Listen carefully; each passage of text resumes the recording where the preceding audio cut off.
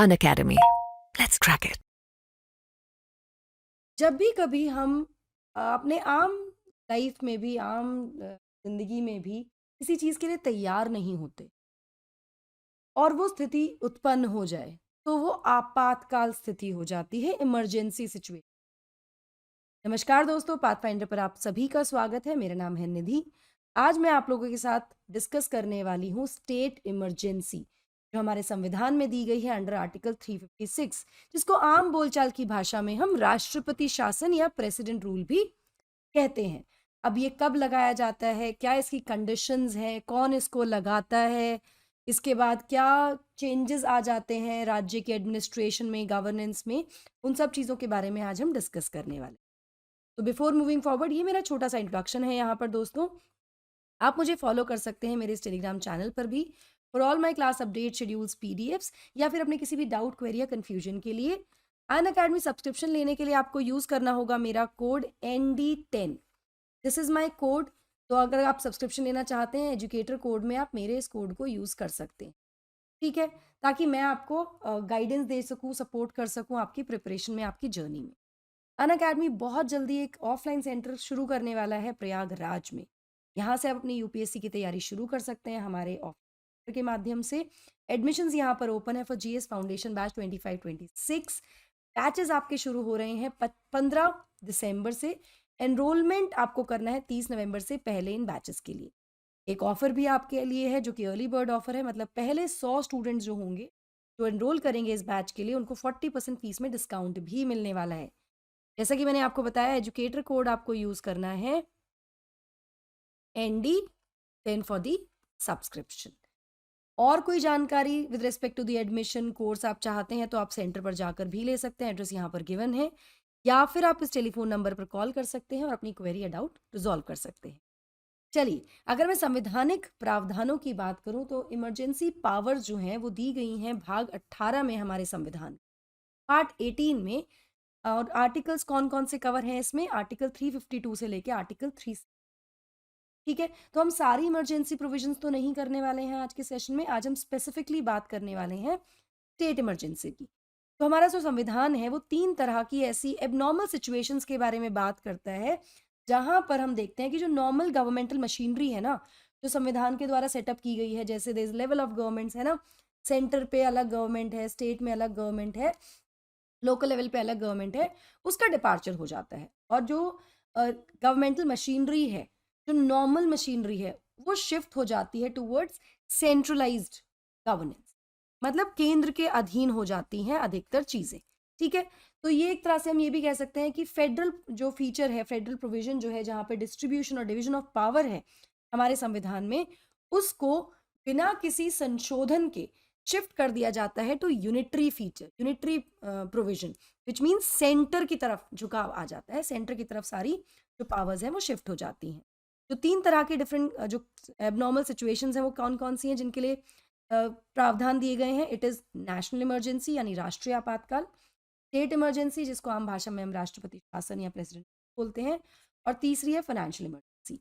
आज के सेशन में हम बात करने वाले हैं आर्टिकल 356 स्टेट इमरजेंसी के बारे में। स्टेट इमरजेंसी या राष्ट्रपति शासन एक्चुअली, तो आर्टिकल 356 के अंदर दिया गया है कि राष्ट्रपति ऐसी एक प्रोक्लेमेशन, ऐसी उद्घोषणा कर सकते हैं इस इमरजेंसी को इम्पोज करने की राज्य में, यदि इफ, ये बहुत इंपॉर्टेंट है, जो येलो में हाईलाइटेड है बहुत इंपॉर्टेंट है, अगर वो सेटिस्फाइड है, इफ ही इज सेटिस्फाइड, वो संतुष्ट हैं। एक जो गवर्नर है राज्य के, उनके द्वारा एक रिपोर्ट उनके पास आई है, उस रिपोर्ट को देखने के बाद वो संतुष्ट हैं, या फिर otherwise also he satisfied. Otherwise मतलब बिना गवर्नर की रिपोर्ट के भी उनको लगता है कि एक ऐसी स्थिति उत्पन्न हो गई है राज्य में, जहां पर जो गवर्नमेंट है राज्य की, वो संवैधानिक प्रावधानों के अनुरूप या अनुसार नहीं चल सकती, जो गवर्नमेंट है स्टेट की, वो स्मूथली नहीं चल पा रही है। तो यहाँ पर 2 चीज़ें आपको याद रखनी है कि उनका सेटिस्फैक्शन की यहाँ पर बात की गई है संवैधानिक प्रावधान में। यहाँ पर 2 आधार दिए गए हैं, एक on the report of the governor of the state, governor report उनको दी है, या फिर उनको खुद से प्रतीत हुआ है कि भाई एक स्थिति ऐसी आ गई जहाँ पे सरकार नहीं ठीक से चल पा रही है, संवैधानिक प्रावधानों के अनुरूप नहीं चल पा रही है। देखो सिंपल है, हमारा संविधान ना केंद्र पर ये जिम्मेदारी देता है कि आपको देखना है कि सारी जो सरकारें हैं वो स्मूथली काम। अब जब हम राष्ट्रपति की सेटिस्फैक्शन की यहाँ पर बात करते हैं ना, प्रेसिडेंट सेटिस्फैक्शन की हम बात करते हैं, तो दोस्तों प्रेसिडेंट सेटिस्फैक्शन बहुत सारे, अगर आपने पावर्स ऑफ प्रेसिडेंट पढ़ा भी है तो इट कम्स अंडर आर्टिकल 74। जो राष्ट्रपति की जो पावर्स हैं उसमें से अधिकतर जो उनकी पावर्स हैं वो आर्टिकल 74 के अधीन है। यानी there shall be a council of minister headed by the prime minister to aid and advise the president. ठीक है, एड एंड एडवाइस कहाँ से आती है? काउंसिल ऑफ मिनिस्टर से, मतलब सरकार से आती है, मतलब गवर्नमेंट से आती है। तो यहाँ पर काउंसिल ऑफ मिनिस्टर और हेडेड बाय द पीएम वो उनको एडवाइस करते हैं, जिसके बाद ये डिसीजंस यहाँ पर लिए जाते हैं। अधिकतर स्थिति, बहुत ही कम डिस्क्रिशनरी पावर्स हैं हमारे राष्ट्रपति। ठीक है, तो हम ये मैंने क्यों बताया आपको कि इसका मिसयूज बहुत बार हुआ है। कैसे हुआ है, क्या हुआ है, वो आगे डिस्कस करेंगे। ठीक है, नाउ इस स्थिति में जब इस तरह की सिचुएशन आ गई है तो ये जो प्रोक्लेमेशन, जो उद्घोषणा है इमरजेंसी की, जो राष्ट्रपति के द्वारा की जाती है, वो उद्घोषणा की जाती है ऑन अकाउंट ऑफ फेलियर कि जो संवैधानिक मशीनरी है ना वो राज्य में विफल हो गई है, ब्रेक डाउन हो गया है, और इसको हम आम भाषा में राष्ट्रपति शासन कहते हैं। अभी जो राष्ट्रपति शासन है ये 2 ग्राउंड्स पर प्रोक्लेम किया जाता है। पहला तो मैंने आपको बता ही दिया, जहाँ पर राष्ट्रपति खुद से सैटिस्फाइड है कि ऐसी स्थिति आ गई। राष्ट्रपति सैटिस्फाइड है गवर्नर की रिपोर्ट के द्वारा या फिर खुद से, कि भाई अब जो सरकार जो चल रही है राज्य में वो संविधान के अनुरूप नहीं चल रही है, वहां पर एक ऐसी स्थिति उत्पन्न हो गई है जहां पर सरकार स्मूथली नहीं चल पा रही है, तो राष्ट्रपति शासन लगाना पड़ेगा। ठीक है, दूसरा अंडर आर्टिकल 365 में कहा गया है कि जब भी राज्य फेल हो जाए किसी भी केंद्र के निर्देशों का पालन करने में, अगर केंद्र ने कुछ निर्देशन दिए हैं और उसका पालन करने में राज्य विफल हो जाता है, फेल हो जाता है, तो ऐसी स्थिति में ये लॉफुल है कि राष्ट्रपति इस सिचुएशन को इस तरह से समझे कि भाई अब यहाँ पर जो सरकार है राज्य की वो संवैधानिक प्रावधानों के अनुरूप नहीं चल पा रही है। मतलब वही स्थिति आ गई है जहाँ पे राष्ट्रपति शासन लगाया जाए। ठीक है, इन 2 ग्राउंड्स पर लगाया जाता है। यहाँ पर एक बहुत इंपॉर्टेंट चीज ये है, जब मैंने आपको बताया कि अंडर आर्टिकल 74 राष्ट्रपति का सेटिस्फैक्शन कहीं ना कहीं उससे इन्फ्लुएंस होता है, because there is a council of ministers.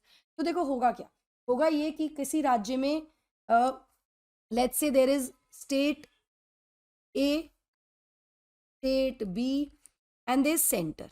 अब केंद्र में सरकार है ए पार्टी, ठीक है, और इस राज्य ए में सरकार है बी पार्टी की, और यहां भी सरकार है लेट्स से ए पार्टी की स्टेट बी में।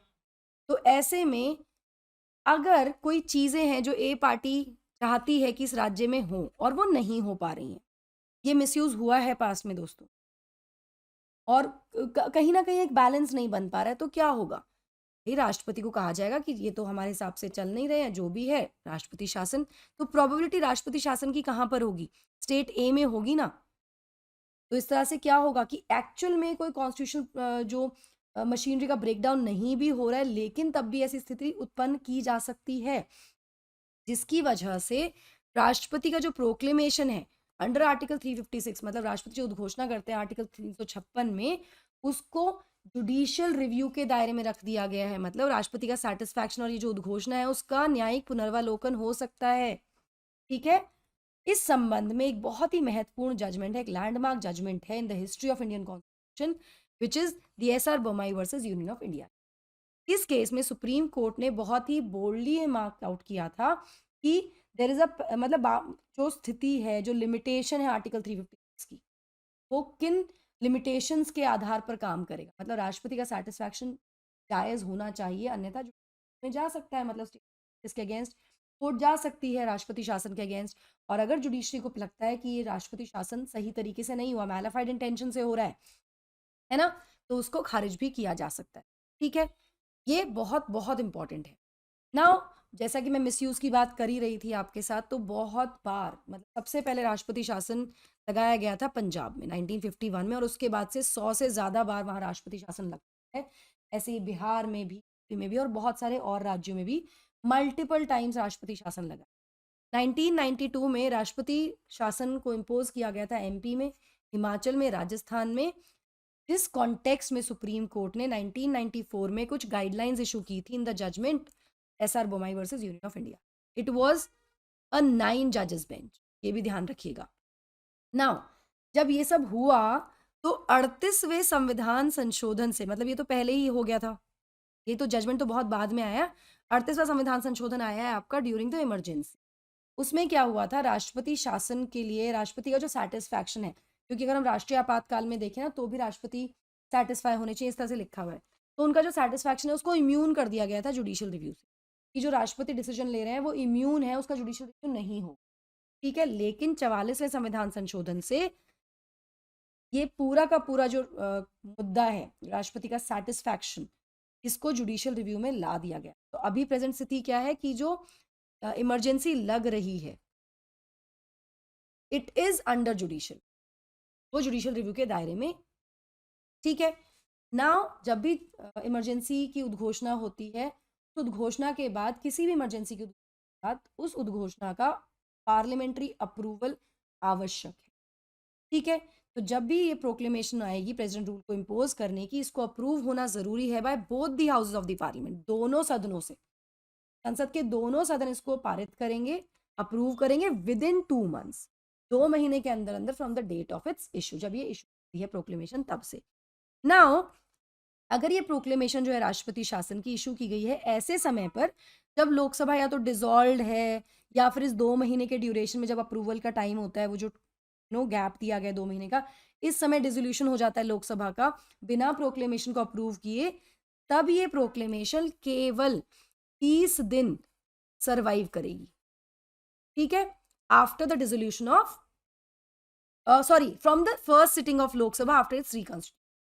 30 दिन तक सरवाइव करेगी. कब? जब लोकसभा दोबारा गठित होगी उसकी फर्स्ट मीटिंग से, मतलब 1 महीने का टाइम होगा इसको अप्रूव करने का.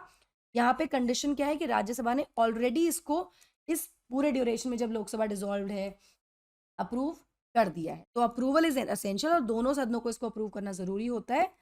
कैसे करना होता है? सिंपल मेजोरिटी से करना, दोनों सदनों की सिंपल मेजोरिटी. ठीक है, अब ड्यूरेशन की अगर हम बात करें तो एक बार जब ये दोनों सदनों से अप्रूव हो जाती है तो राष्ट्रपति शासन 6 महीने के लिए कंटिन्यू होगा. एक बार में सिर्फ 6 महीने के लिए ही राष्ट्रपति शासन लगेगा.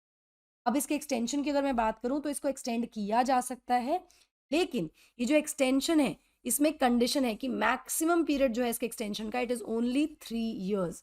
राष्ट्रपति शासन को केवल 3 साल के लिए एक्सटेंड किया जा सकता है, जिसमें अप्रूवल लगेगा पार्लियामेंट का, यानी दोनों सदनों का एवरी 6 months.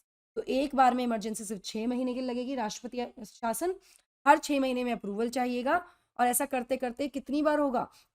केवल 3 साल के लिए. ठीक है, जो भी रेजोल्यूशन है अप्रूवल का इस प्रोक्लेमेशन के या फिर इसके कंटिन्यूएशन का, एक्सटेंशन का, वो पास होना जरूरी है by either house of the parliament, दोनों सदनों से अलग अलग, only by simple majority. Simple majority से इसको पारित करना है सदन ने, दोनों सदनों लोकसभा राज्यसभा ने. सिंपल मेजोरिटी क्या है? मतलब majority of the member of house present and voting, जो संसद के सदस्य प्रेजेंट और वोटिंग है उनकी जो मेजोरिटी होगी वो. फॉर एग्जाम्पल अगर हम लोकसभा की बात करें, लोकसभा में वी हैव 543 मेंबर्स, है ना. अब प्रेजेंट और वोटिंग मेंबर्स कितने हैं? लेट्स से किसी दिन ऐसा हुआ जिस दिन केवल 520 मेंबर्स थे जो प्रेजेंट थे और वो वोट कर रहे थे. ठीक है, तो ऐसे में सिंपल मेजोरिटी क्या होगी? Simple majority will be 520/2 + 1, 50%. Present voting की मेजोरिटी ना 50% + 1, तो it will come out to be 260. ठीक है, तो ये इसकी सिंपल मेजोरिटी हो जाएगी इन दिस पर्टिकुलर केस. ठीक, चलो अब इस संबंध में जो 3 साल का जो क्लॉज है, 3 साल तक एक्सटेंड सिर्फ, और उसमें भी 6 महीने के अप्रूवल के लिए. अब 3 साल तक हो सकता है कि अगर मिस यूज हो रहा है तो मिस यूज साल तक एक्सटेंड हो जाए. इस संबंध में 44वें संविधान संशोधन से एक बहुत इंपॉर्टेंट प्रोविजन यहाँ पर ऐड किया, जिसमें कहा गया कि यदि राष्ट्रपति शासन को एक्सटेंड करना है बियॉन्ड 1 year, 1 साल से ज्यादा एक्सटेंड करना है, तो इसको एक्सटेंड किया जा सकता है by 6 months at a time, 6 महीने एक समय पर, और उसमें भी कब, जब फॉलोइंग 2 कंडीशंस आर फुलफिल्ड, जब ये 2 कंडीशंस फुलफिल होंगी। क्या है वो दोनों कंडीशंस? कि राष्ट्रीय आपातकाल की उद्घोषणा ऑपरेशन में होनी चाहिए पूरे भारत में, या इन दी होल और any part of the state, राज्य में या कुछ भाग में उस राज्य, ठीक है।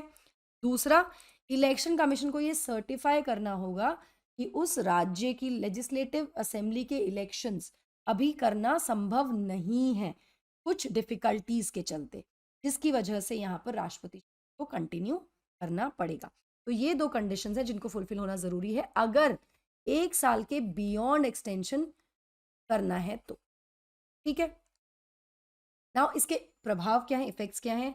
तो देखो, सबसे पहले तो राष्ट्रपति शासन जब लगता है तो राष्ट्रपति अपने आप पर सारी या फिर कुछ फंक्शंस जो हैं गवर्नमेंट के राज्य की, वो मतलब उनके अधीन हो जाएंगे, वो अपने हिसाब से उसमें काम करेंगे। राष्ट्रपति से यहाँ पर मतलब वही council of minister bye the prime minister, तो उनके अनुरूप जो भी चीजें होंगी वो उनके अनुरूप हो।